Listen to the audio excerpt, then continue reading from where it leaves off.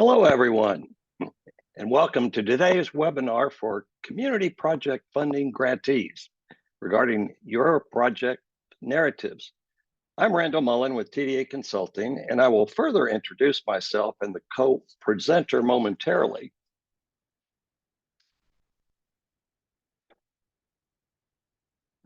Before we begin the presentation, though, I first want to cover a few important logistics.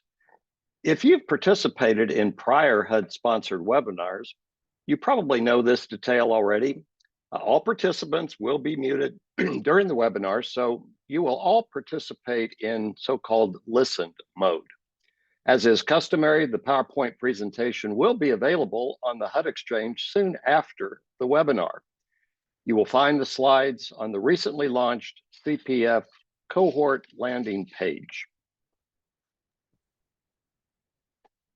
Although you will participate in listen mode, we still want you to be actively engaged in this webinar. You may submit content-related questions using the chat feature of Zoom, sending those questions to everyone. The co-presenter and I will monitor the chat and answer clarifying questions during the presentations. Also, we've included a Q&A period in the latter half of today's webinar where we'll address more substantive questions, time permitting. Now, here's the agenda that we'll follow today. As I mentioned, it will begin with introductions, followed by an overview of the cohort, a general description, the project narrative section, and cover its format, as well as discuss specific content, particularly related to project descriptions, metrics, timeline, and status, and proposed subrecipients. After we cover those key content areas, we'll identify resources available on the HUD Exchange to further guide your preparation of the project narrative. Lastly, we'll orally address questions that have not been previously answered in the chat. Now, I'll begin the introductions and then tag my co-presenter, who will introduce himself, and will in turn tag two HUD representatives who are joining us today as well. Again, my name is Randall Mullen, and I'm with TDA Consulting, where I've worked for many years as both vice president and as a senior consultant on a wide range of housing and community development projects. I've recently assisted HUD in explaining guidance around special congressional appropriations.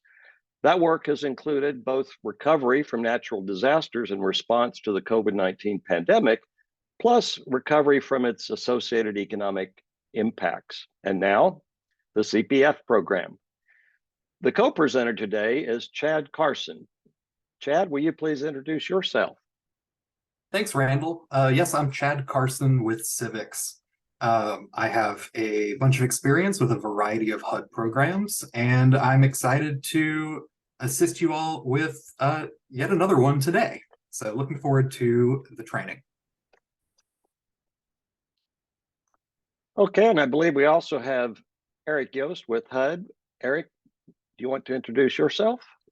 Yes, hi everyone. My name is Eric Yost. I'm a senior community planning and development specialist in the Office of the DAS for Economic Development, which is a division within our Office of Community Planning and Development. And within our division, we have the Office of Economic Development that hosts the Congressional Grants Division, where these grants are being administered. And so I'm just glad to be here today to help launch these cohorts and getting your assistance. You may need technical assistance around getting your application materials ready for submitting to HUD. Thank you. Okay, and we also were expecting to have Connor LaRue with us. Is Connor available to introduce himself? Yes. I think I saw him on the list. Go ahead, Connor. Hi, everyone. My name is Connor LaRue. I'm a program analyst with the Congressional Grants Division, which is under the Office of Economic Development, and I'm helping to administer the CPF awards that all of you have been awarded. So happy to be here and participate in the cohorts. And we're delighted to have both Eric and Connor with us at this webinar. The first CPF cohort is assembled to provide specific guidance that will assist you with satisfactory completion of all necessary grant materials. You've been invited to join this cohort on the basis of your award of a CPF grant. A session 1 today will specifically assist you with completion of the required information that leads to executing the grant agreement, and then turn attention to initiating your project. Your cohort will learn today about the project narrative, and then you will attend 3 additional sessions, each at 2-week intervals. The additional sessions will cover budget, environmental review, the necessary forms which your community must complete as part of the HUD grant materials, and more. Now, to facilitate and support this cohort, you're enrolled in a learning management system called Absorb, which is hosted by TDA Consulting. This system will eventually extend beyond the delivery of the presentation for the first of 4 sessions. The LMS will feature useful resources as well as serve as a platform for possible office hour appointments that may be offered to selected grantees. Details related to those appointments and other types of support are to be determined. We will now turn our attention to the key narrative content areas I previewed for you earlier. I will briefly address the project description, and Chad will cover the other areas. If you're just starting to complete your grant materials or you've been working on them a while, you probably realize there is no prescribed format for the narrative. It is understandable that you might get stuck along the way. All that HUD requires is expected to cover approximately several pages, but that will range widely depending upon your project. However, HUD does recognize that you will begin with essentially a blank page, and that itself we know can be challenging for either starting or completing the necessary project description. Our best advice is to refer, of course, to the CPF instructions, including those in the FY22 CPF grant guide, which details the required content. And you want to keep an eye on any additional guidance that may become available.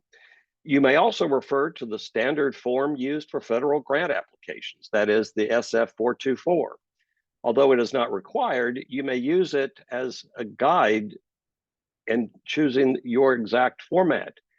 And you may use this presentation as an outline for drafting your narrative section as well.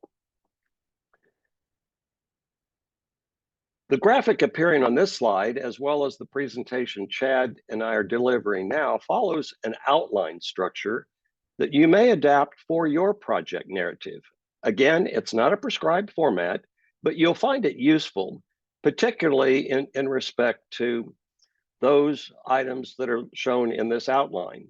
And if you haven't started yet, those of you who already, or those of you who've already begun, you'll notice that this outline closely aligns with the FY22 CPF guide. Okay, we'll now discuss the detailed content of the project description, beginning with the narrative, including the name, address, purpose, and details for the full narrative. A satisfactory project description begins with the seemingly simple task of identifying your community's project name. The project name and other descriptive information must encompass the full scope of the project in its entirety. This is essential for HUD to review your grant package and the related materials. You will also need to inform or collect information, that is, to inform the level of environmental review necessary to gain clearance for your project. And that information all must tie back to or match the Joint Explanatory Statement, the JES, of the Congressional Appropriation. unless it's corrected or amended. I'll elaborate on this point momentarily. Before we go into the project address, I draw to your attention the graphics that have been prepared.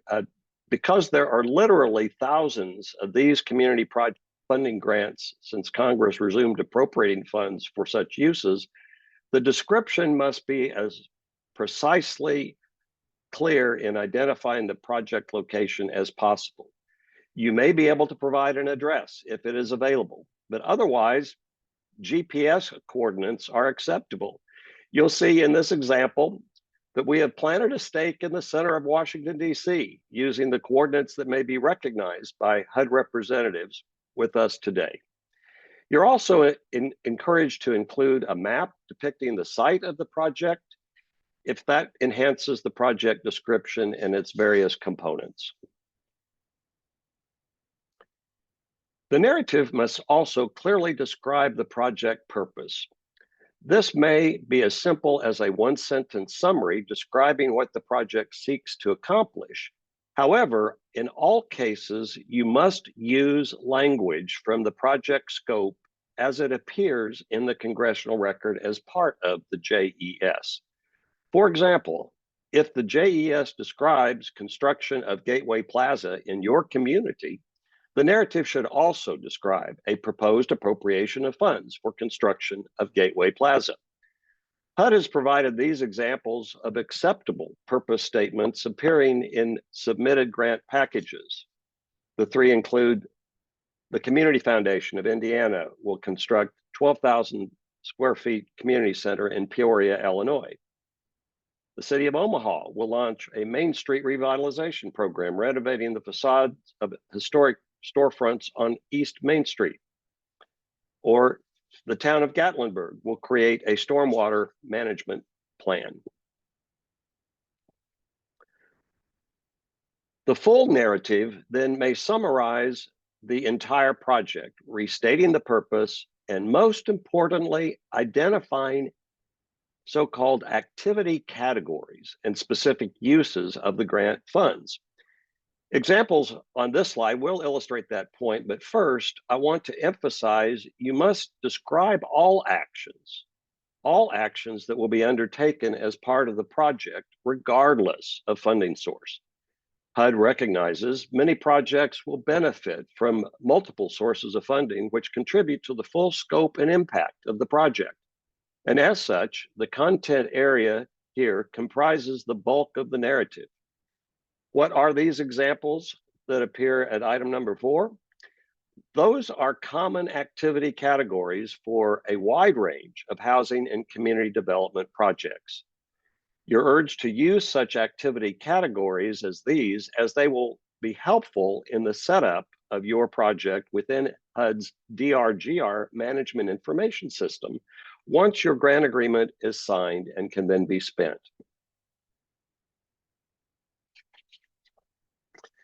When you've finished drafting your project narrative, we do advise that you sit back and ask yourself 3 key questions, which cover topics of potentially significant content and import. First, did you include that congressional award language? Second, what pre-award costs, if any, are you seeking to reimburse under your grant agreement? And then lastly, what was a federal environmental review record completed prior to starting your project? Lastly, I want to mention the possibility of technical corrections to the congressional appropriation. As this slide indicates, if that JES has an error or if the project has substantially changed since announcement, some projects will require technical corrections. You should describe any known such issues with the grantee name, project name, or description, and alert your grant officer. If a technical correction has been made, describe that change, including the specific details and reasons why it was needed. Okay, that's it for the project narrative part of the presentation that I'm delivering. Now I will turn the remainder of the presentation over to Chad. All right, thanks, Randall. Let me just get this going real quick.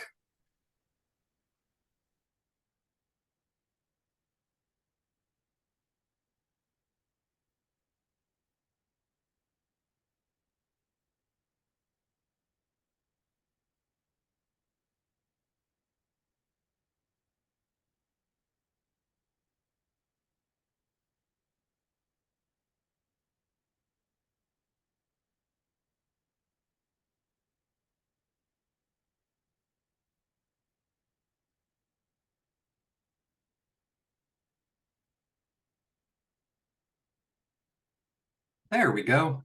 All right, so we're going to start off with project metrics.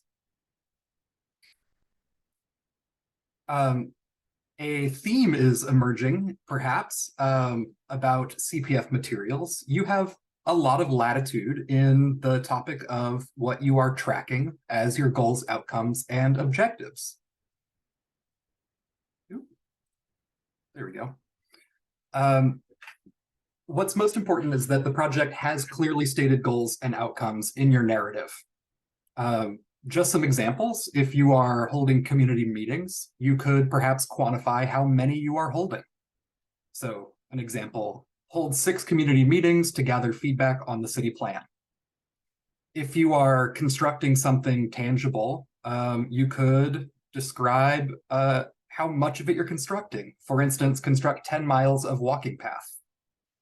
Or if you're doing a training, technical assistance type activity, how many people are you training? So an example, train 60 small business owners. So you really have the freedom to choose the goals and outcomes here that best represent what your project is. The other metric that's required relate to Section 3. Those of you who have worked with HUD funds before are probably familiar with Section 3. It's Section 3 of the Housing and Urban Development Act of 1968. And it requires that recipients of HUD funding provide opportunities for employment training and business opportunities and contracting to low-income individuals that are living in the community where the project is. Specific guidance on what will be required for reporting on Section 3 within this program is still pending from HUD, but most likely it will mirror that Section 3 reporting for other HUD programs. So the reporting metrics that are typically used are number of labor hours on the project, number of Section 3 labor hours, that's a subset of the total labor hours, and then the number of targeted Section 3 labor hours, if that is a part of the project, and that's a subset of the Section 3 labor hours. I know we don't have specific guidance here for you on what will be required, but as we'll explain later in the presentation, part of this, the goal of this cohort is to identify areas where we still need additional guidance and work to get that out to the grantees so that they can complete their grant materials and get their grants executed.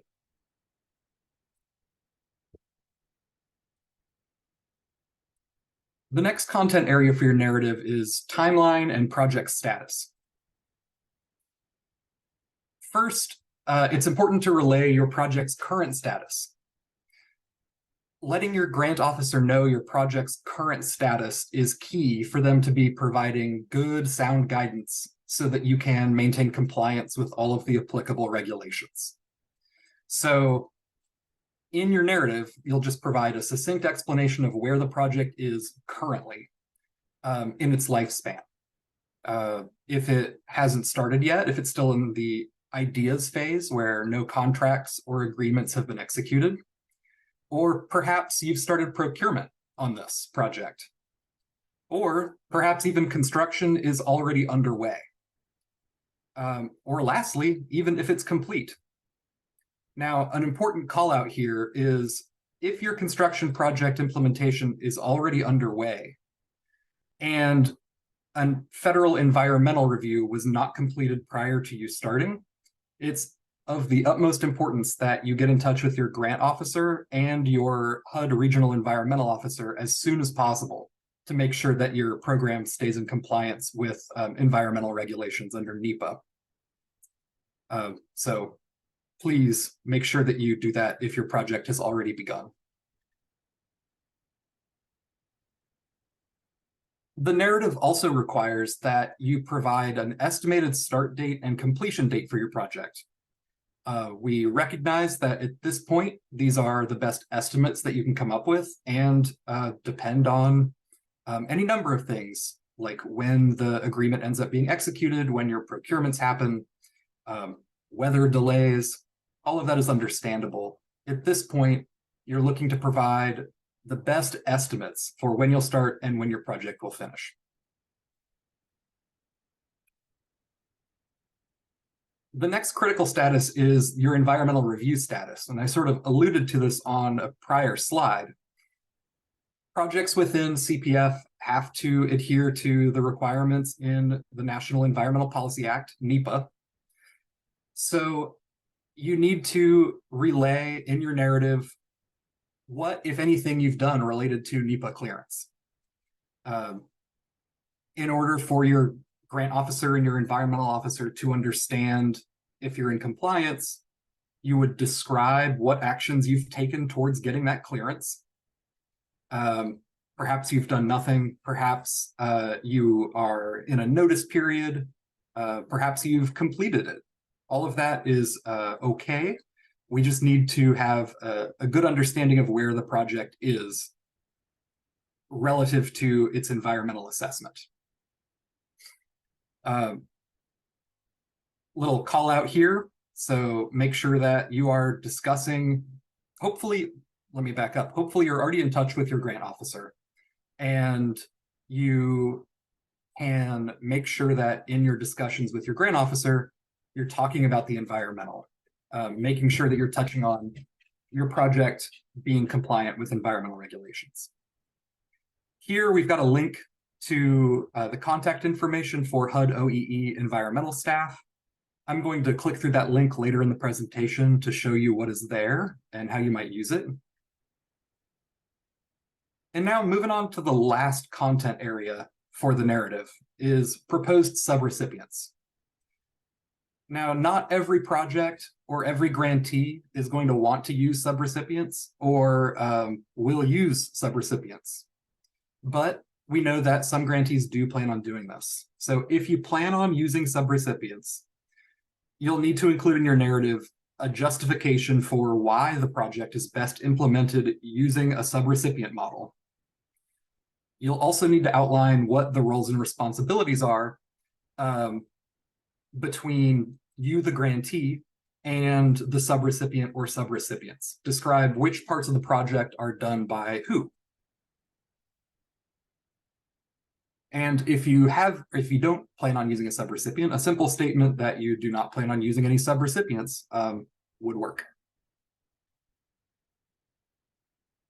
So I mentioned that we've got resources for you, and I'm going to exit out of the slideshow view here so that I can click through some of these.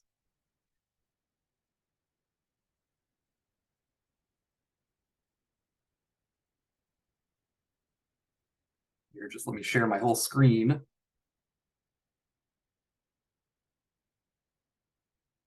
So the first and most important resource that we have for you is your grant officer. They are your first and best resource for making sure that your project is on track and working towards an executed grant agreement and project initiation. So that's your key resource right there. Your next one is the HUD CPF program website. It looks like this. And it's a wealth of resources, not only on the resources that I identify on the slide, but plenty more. FAQs, links to the reporting systems, Eventually this recording will be on this as well. All sorts of resources are available on this website. The next one is your CPF grant guide, and these are done by grant year. So you're looking for the one for 2022. And I dropped the link in the chat, but here it is as well.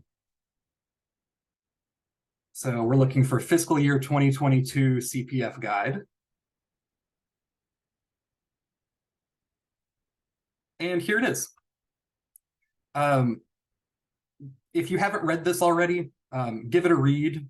It covers all of the basics of the award process and the federal requirements that you'll be held to in executing the project, and points you to even more resources than we've got on the slide and have space to cover today. So make sure you've got this downloaded. It will be your guide for your CPF grant. The next one here is the OEE Regional Environmental Officer Contacts. So this is separated out by HUD region. If you're not sure which region you are, you can use this region locator, find your region right here. And let's just scroll down as an example one, region 6, because that's where I live. You can see right up top, you have your regional environmental officer, Mr. David Storms, and you will use that person as a point of contact for all environmental specific questions.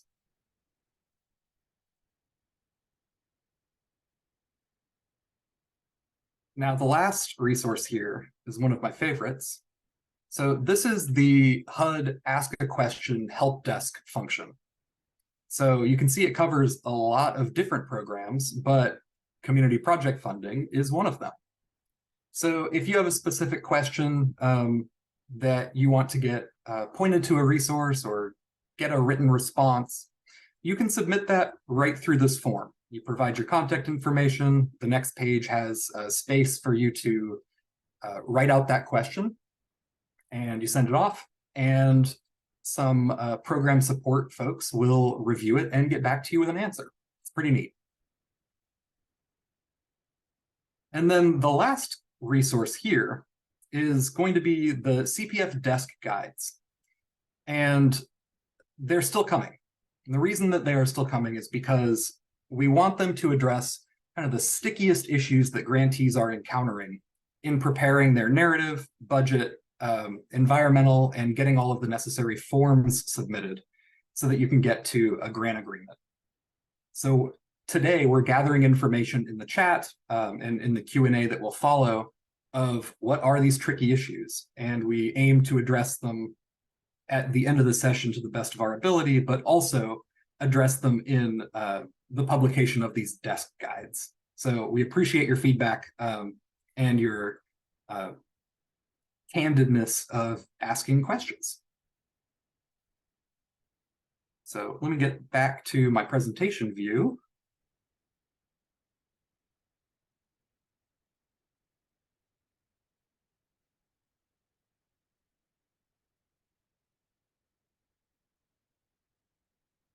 There we are. So as Randall mentioned at the top of the presentation, this is session 1 of 4. And the next one is 2 weeks from today. And it is on the topic of budget.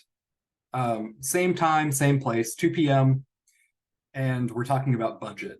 The next 2 follow are environmental and forms.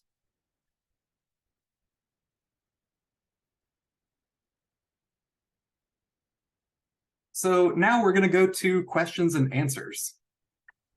Okay, Chad, and we do have several questions. Some have been answered. Others will require that we address them more fully. The first relates to the joint explanatory statement. I noted a question from more than one person about where it can be located. I did reference the congressional record. What I posted is that the JES is in the congressional record for the related appropriation. For your grants, FY22, I believe it is the Omnibus Appropriation Act. What I would like to do in regard to that question, and I'll come back to it in just a moment after I list the other two questions, see if either Eric or Connor can elaborate. We have also been oftentimes asked in the chat about where can I learn the identity of my grant officer and effectively get in contact with him or her. There apparently are some representatives of grantees participating in this cohort who have not yet made contact successfully and are eager to do so, and not sure that they're going about it the right way. And then a related question is in respect to the environmental review. Do grantees need to complete information in cooperation with their environmental review representative, regardless of circumstances associated with the project scope? And I indicated that the answer is yes, it's necessary to collect that information and write it up, producing a record that can be used to make a determination with your officer, who can then advise you whether or not, for example, the environmental review the activity you're undertaking is exempt, or it's covered, or whatever might be the case. So let's go back to that first question. And Chad, if you have any insight about the JES, you could offer it here, but if not, we may want to address that question otherwise. Yeah, I don't think I have anything else to offer on that. Okay. Eric or Connor, can either of you elaborate beyond what I have specified?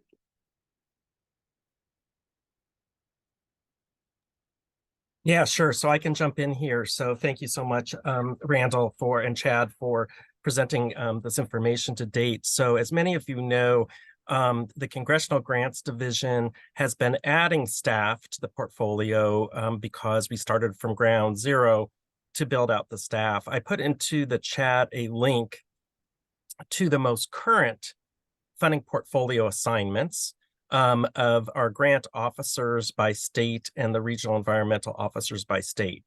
Note that there have been shifts in the last 6 months to a year in the portfolio as we have added staff. And so just want to make sure you're looking at your most current assigned grant officer.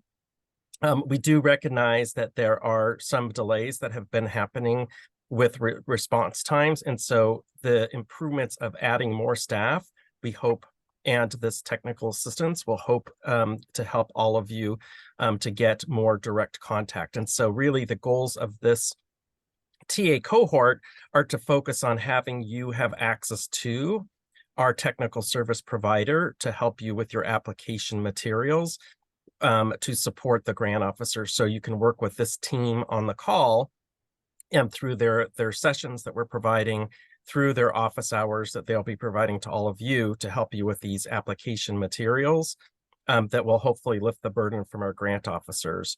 And then when they submit, when you work with them, we'll have complete packages ready to submit so that when the application packages are reviewed, the process for your group here will hopefully go much smoother and quicker because all the boxes will be checked, and it hopefully will be a much quicker process. And so we appreciate you all being here to go through this together. So definitely note that. Is there something else you wanted me to specifically answer, Randall, as well? Eric, actually, we did post in the chat the link at the HUD Exchange for the JES by fiscal year. And so those of you who are not familiar with where to find that statement, that's the place to go. Fantastic. Thanks.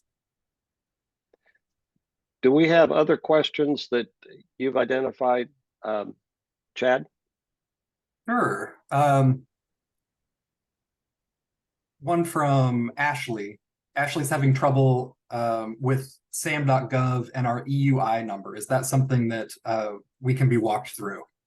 Yes. Oh, I'm glad you brought that up. So we actually have a separate specific TA engagement for SAM.gov and UEIs, and I will post that link where you can get specific support for that for CPF grants. So let me put that link into the chat for you. And that might provide a direct line to a group of individuals that can help you walk through that. Ashley, and I hope that this resource is available to you. If not, be sure to let this team know on the call and we can find an alternative source. But let me pull up that link. It's on our HUD Exchange about getting specific access to that resource for SAM.gov and UEIs.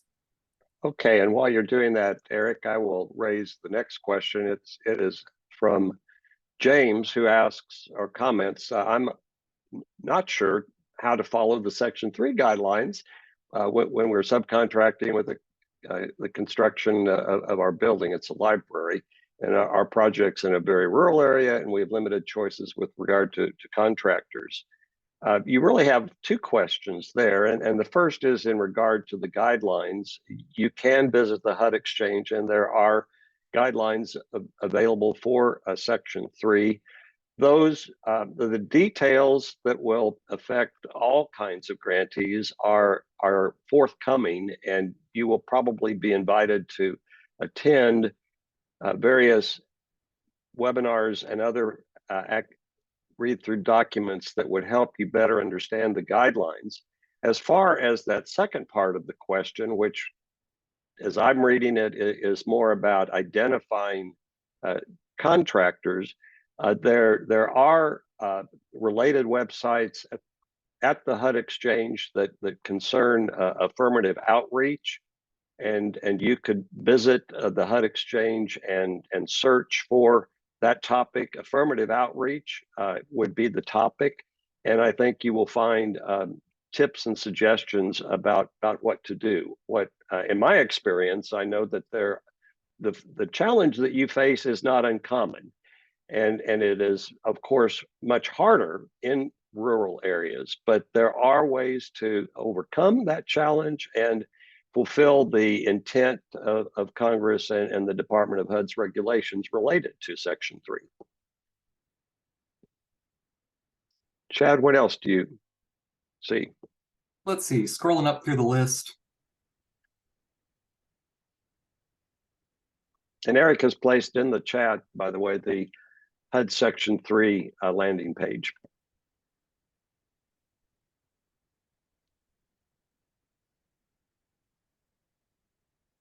All right, another question from Ashley. Are subrecipients considered contractors and others hired? And I can take that question. You are identifying two different types of partners that a grantee might have. The subrecipient would be an organization or a party you've identified to assist you in carrying out your grant assisted activities. And that choice of partners is yours to make. With a contractor, you are expecting to procure goods and services according to general guidelines offered under the Uniform Administrative Requirements at 2 CFR Part 200. And in those cases, you have to select a method of procurement that is appropriate for the kind of goods and services. If, for example, in the question that I believe it was maybe Robin who asked, the construction of a library would be a construction contract, and typically that requires a formal invitation to bid. Whereas if in that one example I shared where a small city was developing a storm water plan and they were looking for a consultant to provide planning and maybe engineering services for a kind of study, that would be procured through a request for proposal. So there is a distinct difference between a subrecipient, which might be a partner who is perhaps delivering services associated with supportive housing at a housing development project you're choosing to create or build, and a contractor who is providing a good or service to you as the grantee.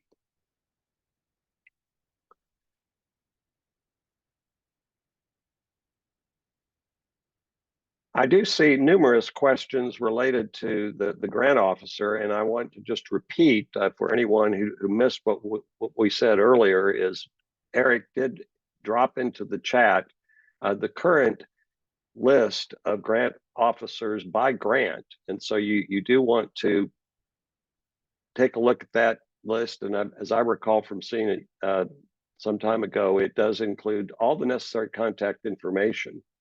In the event that you do have difficulty making contact, and Eric, this follows up on what suggestions do you have to ensure Sure. that relationship is made? What I have noted is that the grant officers are very busy, and what you would want to do is try multiple ways of reaching out to them, and to the extent that you can, be patient. As Eric has noted, they necessarily had to staff up after a nearly a dozen-year absence of these kinds of special appropriations from Congress. And now the program is back, and we are all glad that it is. You are receiving a community project funding award under those special appropriations, but it may take a degree of determination on your part to make contact. I wanted to share also, Randall, and thank you for that, is that what I would recommend as the second kind of line, if you're having difficulty reaching your grant officer, is submit a ticket to the HUD Exchange Ask a Question help desk. Those customer service inquiries or complaints get routed to our leadership team. And so the leadership team receives those twice a week, and so that they can ensure that a response happens within 3 business days. And that's something that I track, so I'm well aware of how those happen. So please, as a second backup, if you're not hearing from your grant officer, please, submit a ticket on the HUD Exchange Ask a Question help desk. I will put the link in, and just share your grant number and that you've had difficulty reaching your grant officer and the issue, and we will ensure there's follow-up within 3 days from the Congressional Grants Division team, and leadership will be notified. So I just wanted to let you know that we have that system in place. Thanks, Eric. And we've got that link on our resource slide for you. We've got another good question here from Walter. Walter asks, during the project narrative, I'm sorry, it just moved as I was looking at it. During the project narrative, you talked about the categories for expenses. I understand now that we're talking about construction, but is there a list of official categories for spending of subawardees? I'll take that question, and Walter, the answer is generally yes. There are activity categories identified in the DRGR system. The list that is on the slide where I referenced examples of activity categories actually came from a long list of such categories that are covered by that system, which broadly encompasses practically every kind of special appropriation from Congress related to housing and community development. It covers this program, CPF, but also the CDBG-DR, the disaster recovery program that I mentioned earlier, as well as several of the other types of grants that are of a special appropriation. Consequently, once you have executed your grant agreement and are given access to DRGR, you'll be able to set up your project there, and within certain fields, pull down and pick from the menu the available activity categories. The reason we brought up that topic in the narrative is because you will benefit from having used the terminology that will later relate to the activity category for which you're wanting to eventually implement your project and make draw requests and spend down the grant.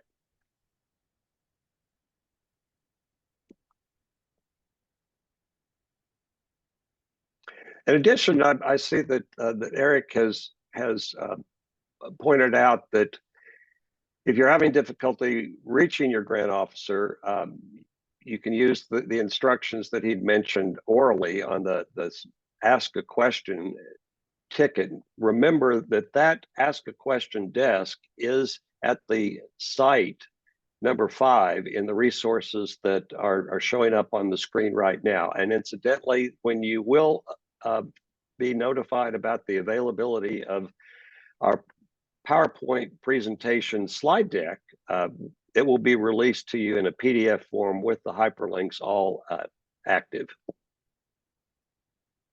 So we've got another good question here. They're all good questions, but another good one from Maddie Jordan Woods. Maddie says, I've submitted the required documents. However, according to the information I've received today, I am missing information that is needed, and we have awarded contracts. My grant officer has acknowledged that he received the information and it is in review. My question is, should I contact my grant officer and inform him what I've learned today?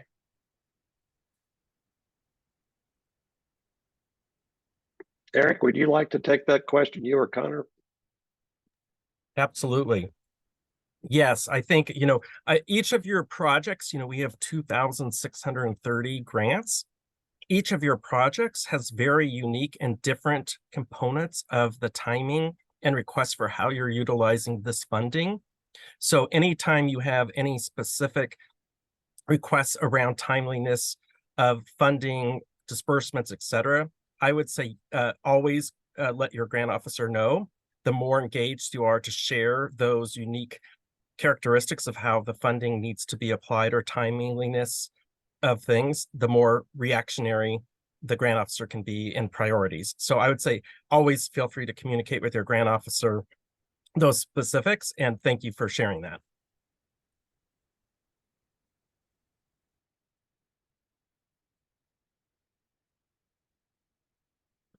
Also, we had a follow-up to the question about the SAM.gov and TA support. Eric did post a link for obtaining that technical assistance.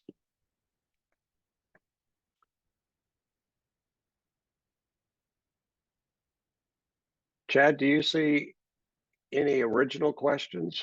I think we have gotten through all of them, or a variation of them. If anyone feels like their question has not been answered, please drop it in the chat again, just so it's at the top of the list. But quickly go over the JES. Randall, can you explain what that is again and where to find? Oh, so Robin's looking at the right document now, and let's tell her what she's looking at. Okay, well, you're looking at a mammoth document which contains an enormous amount of detail. But if you visit to the website, you can, and at the HUD Exchange, you can identify the page range for the CPF related grant award appropriations. And you simply have to scroll through that list and identify the language.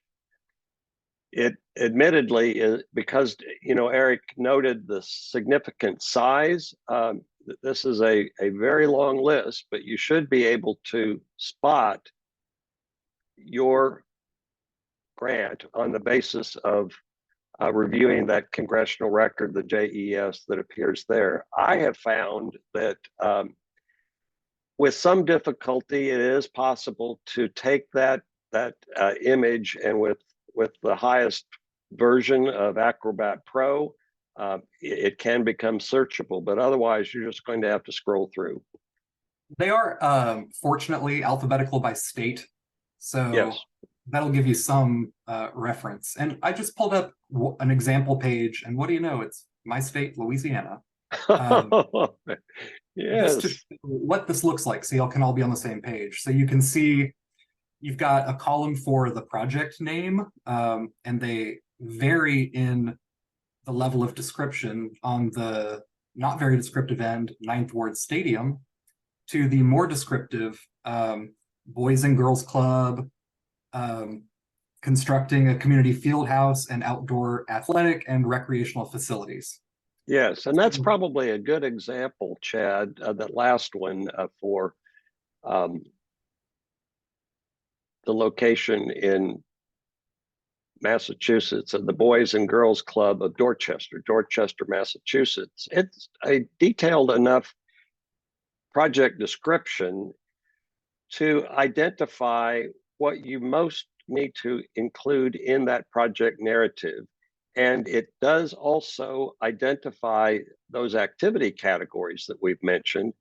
It suggests as well that this is a fairly large project that includes not only a community field house, but outdoor athletic and regional facilities. And it the funding amount looks like it's $1 million. That may not be all that such a very broad multi-purpose recreation facility might need for completion. And so it will be important to identify all the sources and uses covering that scope, even if the $1 million might be covering a significant portion of that project scope. You do need to include a broad description that covers the project in its entirety and identify all sources and uses, not only the CPF grant award in this case and Dorchester $1 million, but the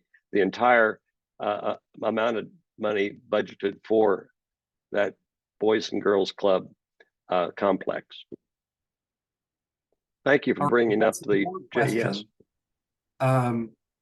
Christopher asks, can grant amounts be increased given the rise in construction cost? That's a question for the Congress. Because these are special appropriations, my expectation would be that your organization or jurisdiction would need to pose that question to your local congressional representative. It is a question that I'll also, I think, maybe pass to Eric in case he has encountered that question in this market where there are, due to rising construction costs and supply chain issues, certainly rising costs of these projects. But my guess would be you'd have to look for other sources. Yeah, you're correct, Randall. This program or this grant is administered through Congress. HUD receives the awarded grants from Congress through annual appropriations. So the dollar amount for the grant and the specific grant is the determination at the congressional level. We have seen grants receive multiple funding over the course of fiscal years in appropriations. So that is always something for discussion with your congressional office, but HUD itself cannot change any of the dollar amounts as we are instructed to award them per Congress. Chad, I see we have a follow-up question from Christina in regard to environmental review requirements. She's asking, what is the requirement of environmental review for those using funds for programmatic versus capital uses, for example, direct salaries and rental assistance? The earlier answer that I provided is that that's a question that really should be directed to your environmental officer after you have written up the full description. On the surface, it does, I will tell you that the kinds of programmatic administrative or activity delivery costs that are direct salaries very likely would be exempt. but rental assistance is in more of a gray area. And you would want your officer to determine that assistance is either covered in a limited way or not. It is by its category exempt. It's difficult for us to give you a definite answer when there are only a few lines of explanation, and we know very little about your project, Christina. So I would urge you to, again, check with the environmental officer using the link that is showing on this page that Chad is projecting onto the screen. All right, the next question here is from Nasri. Once we get our budget and environmental reviews submitted, how long can we expect it to take to get the green light to begin spending? Well, again, that depends entirely on the level of environmental review that is required. Again, you're urged to complete a record and share the information with your officer who can guide you. I also will point out that and maybe Chad, you can go back to the page that shows of our presentation that shows the upcoming topics. Environmental is the third on the list, so it'll be 2 weeks after October 19th, when we will devote an entire cohort presentation to the topic of environmental review. And so you will want to be sure to attend that 90-minute session, which will likely be delivered in a similar fashion, where you'll have a chance to ask still more follow-up questions, perhaps after you've had a chance to check with that environmental review officer.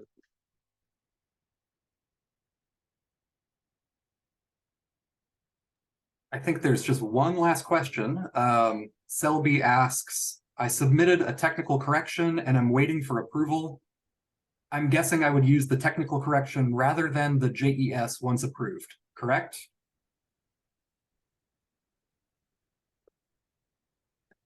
And I believe the answer to that question is yes.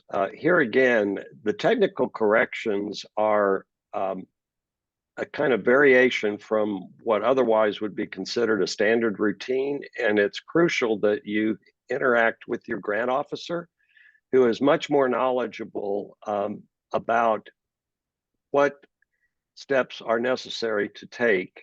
And that officer is familiar with, because of the relationship with the Congress and the Congressional Relations section of HUD to know what the exact answer is in your case. So we would urge you again to contact the grant officer. I see that there's also a question here about once we get, and this is from, forgive me if I'm mispronouncing, Nasri. Once we get our budget and environmental review submitted, how long can we expect it to take for the green light to begin spending or our funding? And again, that depends in part on not so much the budget. We will have our next session 2 on the budget, and you'll have a better sense of whether your budget is in fact complete. But we would urge you to interact with that environmental review officer about the required level of review, because in that one example, the least amount of time waiting would be to have your officer and look at the record you created and concur that the type of activity you're undertaking is exempt from a full environmental review. If, on the other hand, your project is, say, similar to what we identified in that example in Dorchester, Massachusetts, the Boys and Girls Club construction project, that very well may stretch out for a period of months before the clearance would be obtained. So it really depends. Randall, perhaps a follow-up of my own on that. If the grantee submits everything that's required, do we have an idea of the turnaround time to get the grant agreement back to execute? So like if everything's submitted, what's HUD's turn time? Good follow-up question. And that's one I will redirect to either Eric or Connor. Do you have a rule of thumb or a target that you'd be willing to share, Eric?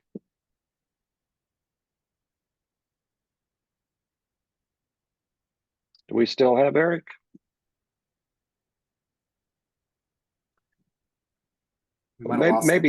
Maybe not. What I will note is that we have planned to log those questions that have been raised and are not fully addressed, and this is probably one where we hesitate to share what might be the internal workings for review and approval, and the experience that both Connor and Eric have had in the current round of these awards and the packages review and then the grant execution. So we will assure you that question will be among those that are identified in the log, and what we plan to do is share those questions with the responsible office at HUD, and they will seek to obtain those answers in a timely fashion. So if possible, we can actually address them during the course of this cohort of fiscal year 2022 CPF grant awardees. And that may be a good place, Chad, for us to begin to wrap up the webinar then, and you go share the last couple of slides that you have. Sure. So Amanda, we see your question. It's one that we're going to have to get with HUD to address to make sure that we're giving you good guidance on whether or not a technical correction is needed. So see your question, and we'll have to follow up. All right. Questions and answers. Contact. So Randall and I are happy to field any questions that relate to this presentation. If you need clarification on a slide or something along those lines, feel free to reach out to us. We can direct your questions to the appropriate folks at HUD as needed. Evaluations. So as a part of all of these HUD presentations, we ask for an evaluation of how it went, how useful it was, how good of a job we did at addressing your questions. So you'll receive an email after this with a link from cohorts@tdainc.org, and we encourage you to fill it out and share your honest feedback so that each of these cohort sessions can be better than the last. So please look out for that and take a minute to complete it. And lastly, thank you for attending. We hope that it's been helpful in getting you on to the next stage in your CPF application, and we look forward to seeing you in 2 weeks at the budget session. Thank you very much. And that will end the webinar.